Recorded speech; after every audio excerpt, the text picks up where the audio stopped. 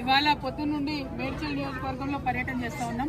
మరి మేడ్చల్ నియోజకవర్గంలో ప్రత్యేకించి మంత్రి మల్లారెడ్డి గారు ఉండి చాలా అభివృద్ధి చేసిన నేను అని చెప్పిండ్రు. దాదాపుగా ఒక టర్మ్ ఆయన ఎమ్మెల్యే ఉండే, ఒక టర్మ్ ఎంపీగా ఉండే, ఒక టర్మ్ మంత్రిగా ఉండే. కానీ ఇప్పుడు ఎక్కడ చూసినా జవహర్ నగర్ కావచ్చు, మేము దమ్మాయి కూడా కావచ్చు, అన్ని ఏరియాస్ తిరుక్కుంటూ వస్తున్నాం.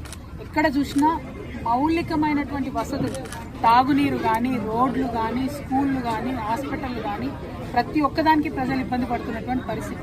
అన్నిటికన్నా దారుణం ఏంటంటే ఇంత పెద్ద మేడ్చల్, మొత్తం ఇండియాలోనే అతిపెద్ద ఎమ్మెల్యే కాన్స్టిట్యున్సీ అని చెప్పుకునే మేడ్చల్లో, హైదరాబాద్కి కూతవేటి దూరంలో ఉన్న మేడ్చల్లో ప్రభుత్వ జూనియర్ కళాశాల కావచ్చు, ప్రభుత్వ డిగ్రీ కళాశాల కావచ్చు తక్కువనే. మొత్తం ప్రైవేట్ పరమైపోయింది, ప్రైవేట్ ఎడ్యుకేషన్ హబ్గా మారిపోయింది, గంజాయి కడ్డగా మారిపోయింది. మొత్తం మేడ్చల్ తప్పితే అభివృద్ధి వైపు అడుగులేసింది లేదు.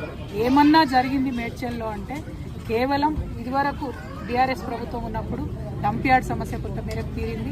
ఇప్పుడు కాంగ్రెస్ వచ్చినాక అది డబుల్ త్రిబుల్ అయింది, 2-3 గుంటలు అయిపోయినాయి. అదేవిధంగా అంతకుముందు కొన్ని పెన్షన్స్ వచ్చినాయి, ఆ పెన్షన్స్ ఇప్పుడు పెరగలేదు. అంతకు మించి మేడ్చల్లో నేను పూలమ్మినా, నేను పాలమ్మినా అని చెప్పే మల్లారెడ్డి గారు పూలమ్మడం పాలమ్మడంతో పాటు అనేక ఎకరాల భూమిని కబ్జా పెట్టిండ్రు.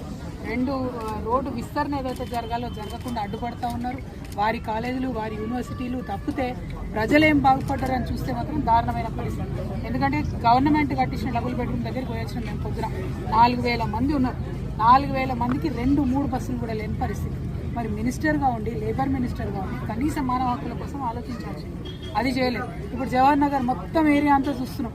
అందరితో కూడా 58, 59 జీవో కింద పైసలు కట్టించుకున్నారు రిజిస్ట్రేషన్. ఎందుకోసం కాలేదు రిజిస్ట్రేషన్? ఎందుకైతే లేవు? ఎట్లా మేయర్ గారి కుటుంబ సభ్యులకు రిజిస్ట్రేషన్ అయిందని చెప్తా ఉన్నారు, మల్లారెడ్డి గారి కుటుంబ సభ్యులకు రిజిస్ట్రేషన్ అయిందని చెప్తున్నారు. వాళ్ళకి మాత్రం రిజిస్ట్రేషన్ అయ్యి సామాన్య ప్రజలకు ఎందుకు రిజిస్ట్రేషన్ కాదు? ఎవరు కాపాడుతున్నారు మల్లారెడ్డి గారిని? ఎవరు అండదండలు చూసుకొని రిజిస్ట్రేషన్ చేసేటోళ్ళు? మేము మాత్రం దీని మీద న్యాయ పోరాటం తప్పకుండా చేస్తాం. ఏదైతే 58, 59 కింద లక్షలాది రూపాయలు కట్టి పేద ప్రజలు వెయిట్ చేస్తున్నారో అవి రిజిస్ట్రేషన్ అయ్యేంత వరకు అవసరమైతే సుప్రీంకోర్టు దాకా కూడా తెలంగాణ జాగృతి పోతుంది, పోరాటం చేస్తుందని.